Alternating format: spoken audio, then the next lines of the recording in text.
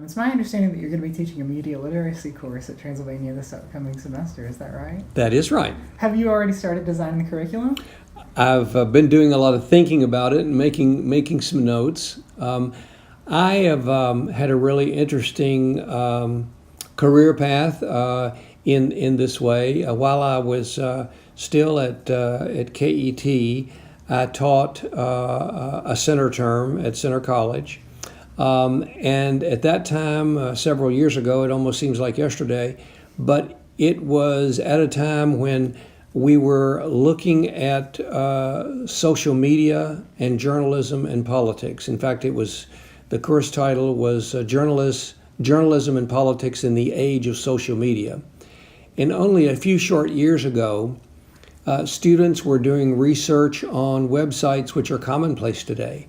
I remember very distinctly asking them to do some research on BuzzFeed, and these are college students who are pretty adept at knowing what's going on in the social media atmosphere, and they didn't know what BuzzFeed was or who started it or how long it had been around, and now they're breaking stories left and right. In fact, BuzzFeed's probably yesterday's news.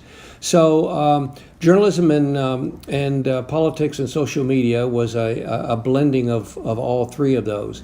I took that same course with an adjustment to Campbellsville, where I taught for a semester there, and we examined, at the same time I was teaching at the University of Kentucky with journalist and Professor Al Cross.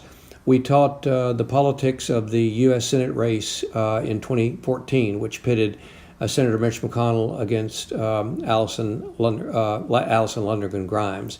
And we looked in depth at how McConnell won and what methods he used. At Campbellsville, I had his statewide director come in and completely reveal the statewide map when they planned and targeted what voters they were going to attract that he didn't already have. Wow. As you know, that race with Senator McConnell had them concerned for, in fact, during the entire election process until about 3 weeks or so before Election Day. And it was revealed by this statewide director at that time that they knew at that time that they were going to win. Not just based on internal polling, but on the facts and figures that they were able to, the sophisticated way they went about putting together this map, so this strategy. So that was fun and interesting, and now that's been a couple of years ago, and it looks like I'm going to be at Transylvania, and looking forward to sharing some of this, but also challenging the students with some research and some critical thinking about some of the issues of today. Well, it seems like after a long career in public life, you really have a vast network that you're able to leverage whenever you need it. Well, I think that's helpful. And I think I've always sort of believed that if you can bring in to a classroom or a lecture or a forum interesting people who have something to impart, that it makes for a better class or a better and more interesting forum. A good example: we were a big part of the John Meacham event at the University of Kentucky just a few weeks ago. He was fascinating. His new book examines the history that I think he wants all of us to learn from.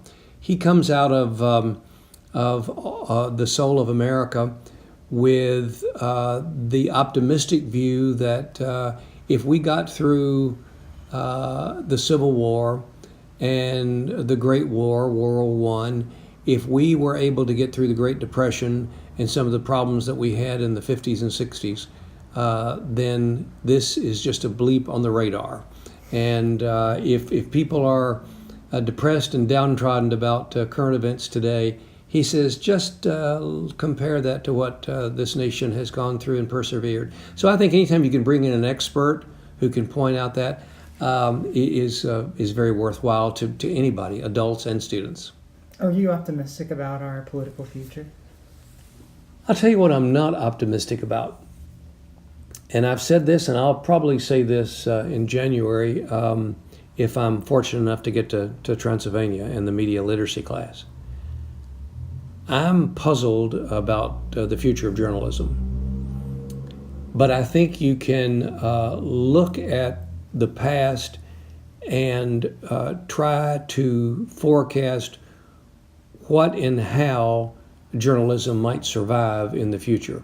I think it's at a very difficult, almost crossroads.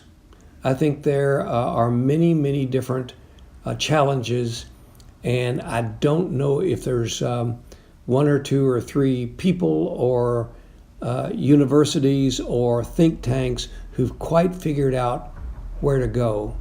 And that troubles me a little bit. So I'm not terribly optimistic about the future of journalism. I guess I will buy into John Meacham, and I heard Doris Kearns Goodwin talk about this, the famous historian, just this last week, that this country will persevere, will survive, that people might think it's the end of the road, but we've been in worse places before and we've come out on top. Well, Bill Goodman, thank you so much for joining us. Thank you.